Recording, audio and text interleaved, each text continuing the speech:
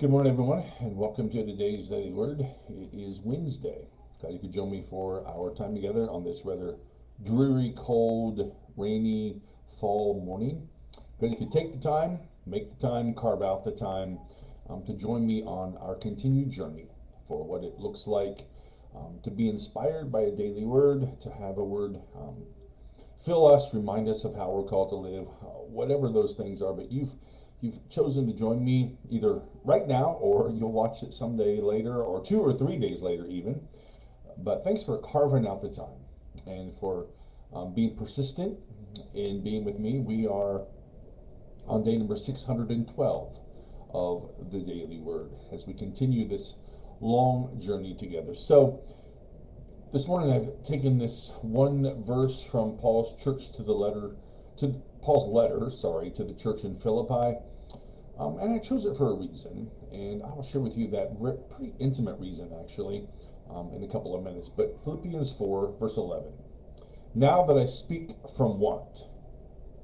Let me start again. Not that I speak from what?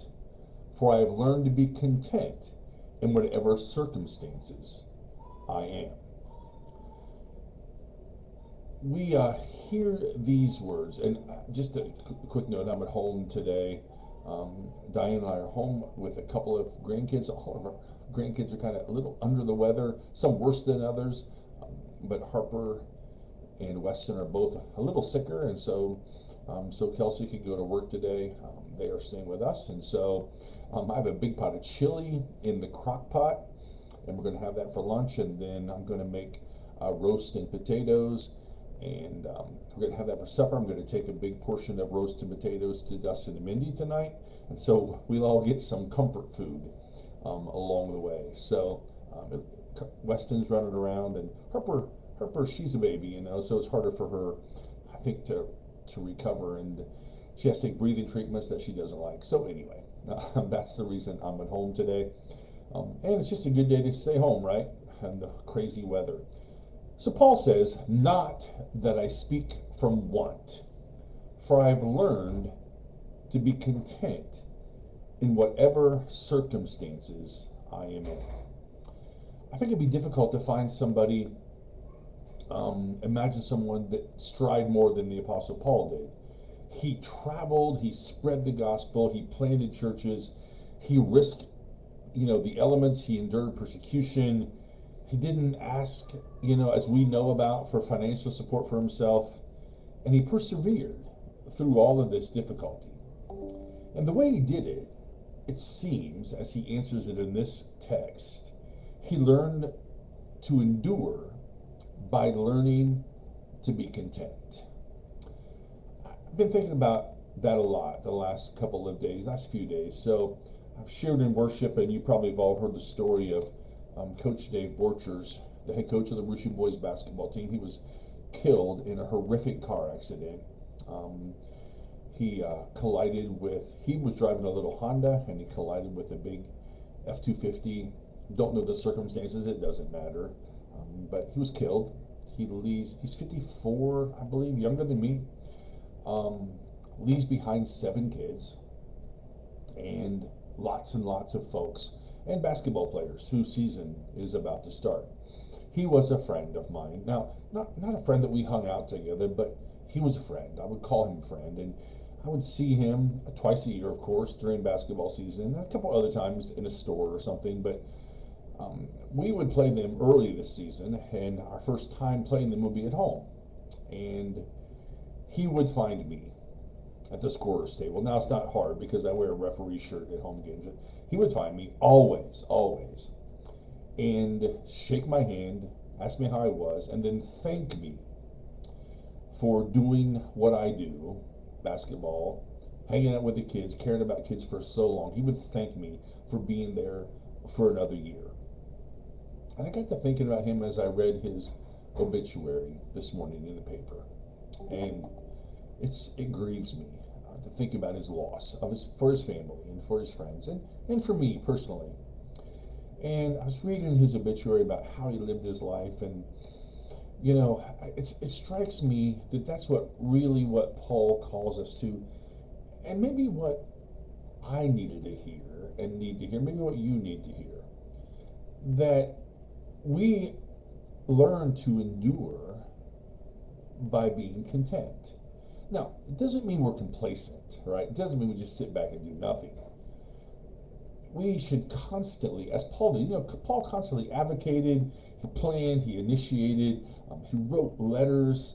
What he didn't do is demand particular results. He didn't idolize the specific circumstance. He just told people to live faithfully, you know. And the true definition of spirituality is that we should continue to strive no matter the circumstances. Fighting the battles that we find ourselves in, wait with courage and patience, and then steward on what we have with humility and kindness and wisdom. And I think that's an interesting call for us, to be content in whatever circumstances we find ourselves. I'm always striving for more, not always in a healthy way. Do I strive for more? I get discouraged sometimes, in lots of ways. Sometimes, I come home from a Wednesday night discouraged. I come home from Sunday morning discouraged. Um, but then, the scripture and then the life that Coach Borchers led and his friendship with me reminded me that I should be content. We should be content, like Paul was, with what we have. And Paul reminds us and admonishes us that whether we're playing on the stage at Carnegie Hall or on a street corner, we should be content and faithful with where God has placed us, and to try to do faithfully the job that God has set before us. And I think that's an important lesson for me and for you as we live our lives, that we shouldn't speak from our want, but we should continue to learn to be content in whatever circumstances we find ourselves. Not be complacent, fight the battle given us, but to know that God continues to move in us. And so we should find, to me, being faithful, our true spirituality is that we should continue to strive no matter the circumstances in our lives.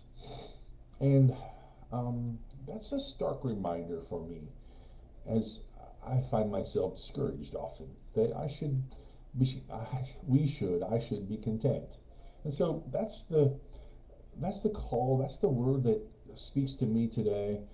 Grieving a little bit as I read his obituary, thinking about not seeing him in the weeks to come.